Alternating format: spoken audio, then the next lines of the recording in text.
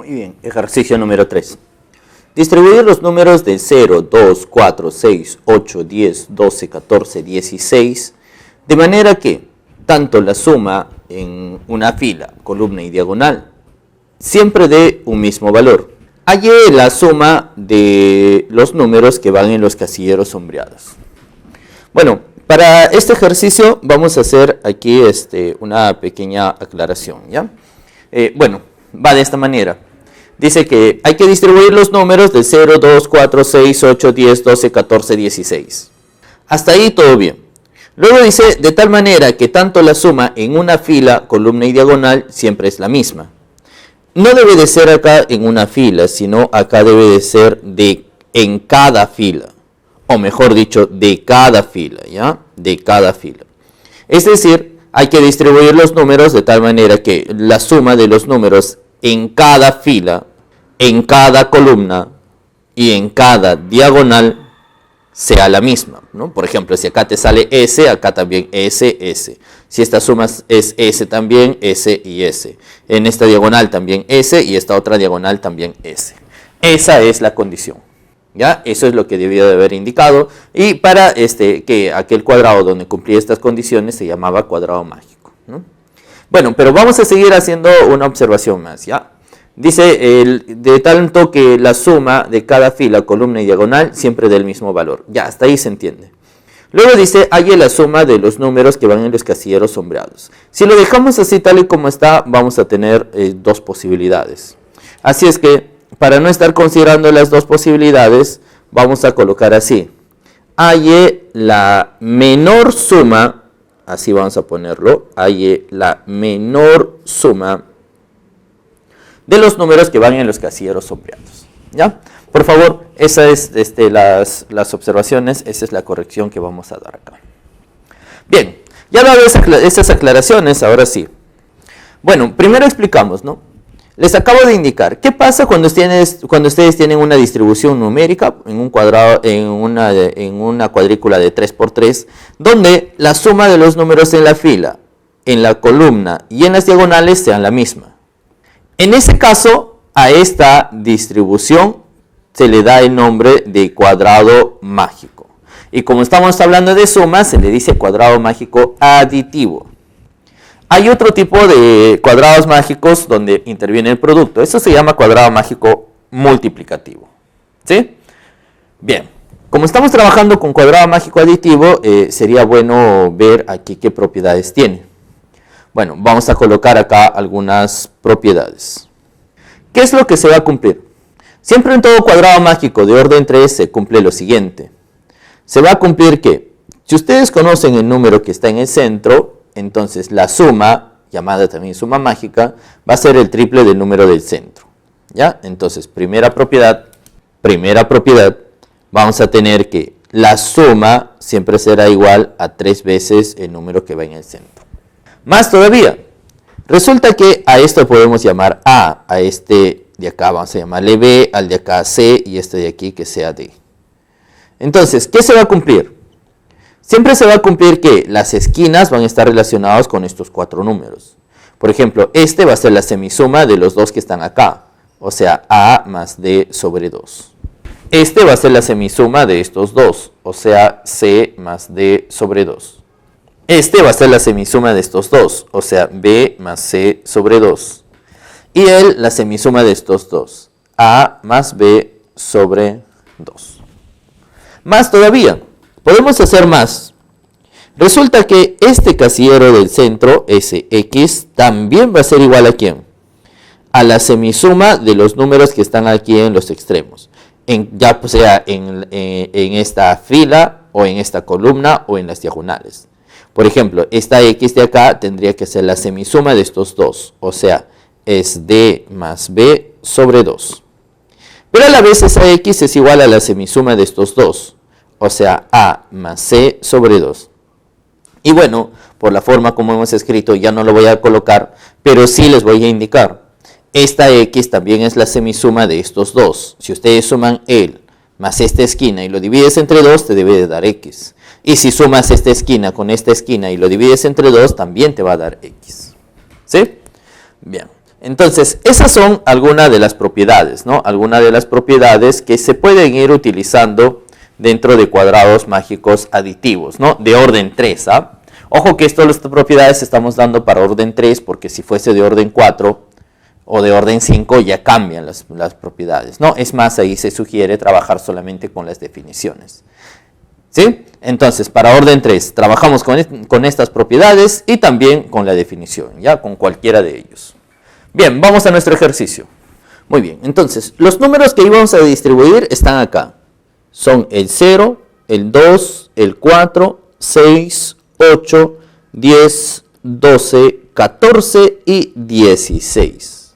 Son todos esos números, ¿no? Estamos con un total de 9 números. Allá. Pero como nosotros queremos hallar, pues, ¿no? La suma o la menor suma de los números que están en los casilleros sombreados, entonces vamos a concentrarnos en ellos, ¿ya? Por ejemplo, a este de acá le vamos a llamar A este le llamamos B y a esto le llamamos C. ¿Estamos? Bien. Ahora, cuando ustedes ya tengan toda la lista de números que vas a distribuir, ahí podríamos utilizar ese hecho para nosotros poder calcular cuánto es la suma, ¿no? Como la suma de las filas son la misma, en las columnas también y la diagonal, entonces a esas sumas les vamos a llamar S. Bueno, entonces, ¿qué pasa si yo sumo esta primera fila más esta segunda fila más esta tercera fila? Si sumamos los números de las tres filas, nos va a dar ¿qué cosa? Nos va a dar 3 veces S.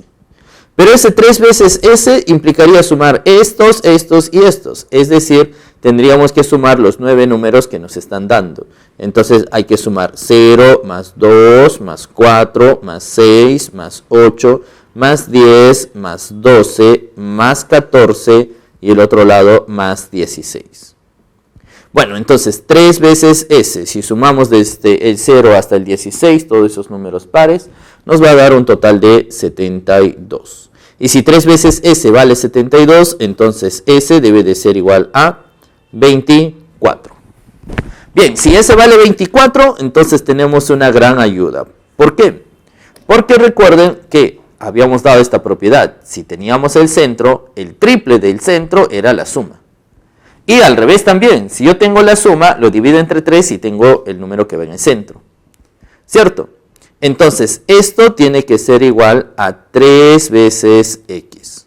Y como X es el número del centro, si 24 es igual a 3 veces X, entonces X debe de ser igual a 8. Bien, pero si X vale 8, fíjense que acabamos de hallar que esta suma es 24. Si esa suma es igual a 24, entonces ya sabríamos cuánto es A más B. A más B, que es lo que queríamos, porque queríamos la suma de estos tres. A más B tiene que ser igual a lo que le falta para 24, ¿no? Entonces, si acá está 8, ¿cuánto le falta para 24? Le falta un total de 16. Bien. Entonces, hasta ahí todo bien, ¿no? Hasta ahí ya tenemos que esto de acá va a ser 16. Pero aquí no estamos minimizando nada. ¿Dónde vamos a minimizar? Bueno, vamos a tener que minimizar en este caso para hallar pues el valor de C. Bien, para poder ayudarnos de este valor de C, primero creo que podríamos a calcular el valor de M, pues, ¿no? ¿Cómo vamos a hallar el valor de M? A ver, para hallar el valor de M hacemos la propiedad, ¿no? ¿Se acuerdan esta propiedad que hemos indicado? Entonces vamos a colocar 3 veces M más M sobre 2, ¿no? Sumando el más el sobre 2 me debe de dar un total de 8. Pasa para el otro lado, 16 es igual a 4 veces M, entonces M debe de ser igual a 4. Si M es igual a 4, bueno, entonces ya tendríamos este número. Todo este número sería 4 y todo este número va a ser 12. Bien, pero nosotros queríamos minimizar, ¿cierto? ¿Cómo podríamos minimizar ahora? A ver, empezamos acá. Como solamente nos falta C, entonces vamos a ver, ¿cuál sería el mínimo valor que puede tomar C? A ver, pregunta, ¿C podrá ser igual a 0? ¿Qué pasa si C es 0? Si C fuese 0, como toda esta suma debe de darnos 24, y todo esto recién tenemos 8, entonces para 24, ¿cuánto nos falta? Nos faltaría ahí un total de 16. Pero si es que esto fuese 16, recuerda que esta suma también debe darte 24. Y si esta suma da 24, 12 más 16 ya se pasa ya del 24. Entonces no puede ser acá 16 y por lo tanto esto no es 0. Siguiente que es mínimo. Si el siguiente que es mínimo intentamos con el número 2, entonces esto de acá sería 10. 10 para 24 sería un total de 14. Si eso es 14, 14 más 12, bueno, 14 más 12 nos va a dar un total de 26. ¿Se pasa del 24? No puede ser. Bien, como no puede ser entonces con el 2, ahora el 4, de hecho que no cumple el 4 porque el 4 está acá. El siguiente, después del 4 seguiría el 6. A ver, ¿qué pasa si tomamos el 6? 6 más 8 nos va a dar un total de 14. Si eso nos da 14 para 24, bueno, para 24 ahí sí tendríamos un total de 10. Pero si esto es 10 y esto vale 12 para 24, entonces acá iría el número 2.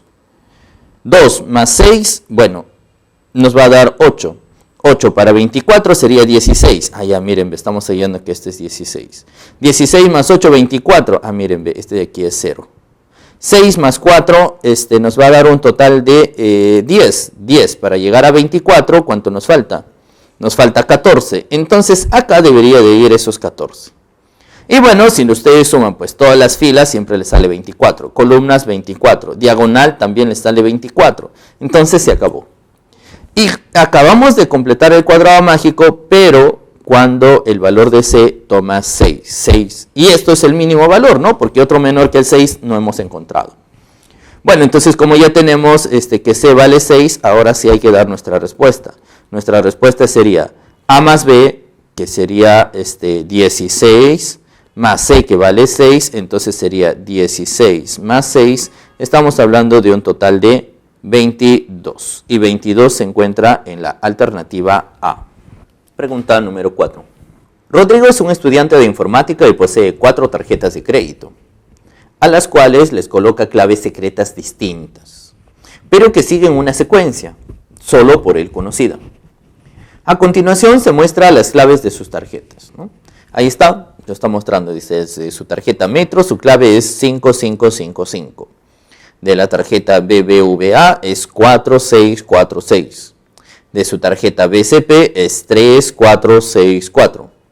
De su tarjeta Interbank es MNPQ. Nos pide que si M es diferente de 2, calcule M más N más P más Q. Bien, entonces, ojo que acá nos están indicando que M es diferente de 2, ¿ya? Entonces vamos a poner acá M diferente de 2. Y lo que nos está pidiendo calcular es cuánto es M más N más P más Q. Bien, entonces la idea sería buscar una relación entre los números, pues. Pero no sé si ustedes se han percatado, ¿no? Pero uno tal vez podría decir, profe, fácil, pues acá está 5, esto está 4, esto está 3, entonces esto va a 2. Pero resulta que M no puede ser 2. Entonces, de alguna manera hay que buscar pues otro valor para M. ¿Cuál sería? Bueno, fíjense que no siempre los ejercicios nos van a dar así por así, ¿no? De alguna manera tenemos que buscar alguna ayuda. Toda la ayuda es posible. Por ejemplo, estos nombres que nos están dando acá de las entidades de Metro, BBVA, BCP e Interbank, eso no están por gusto.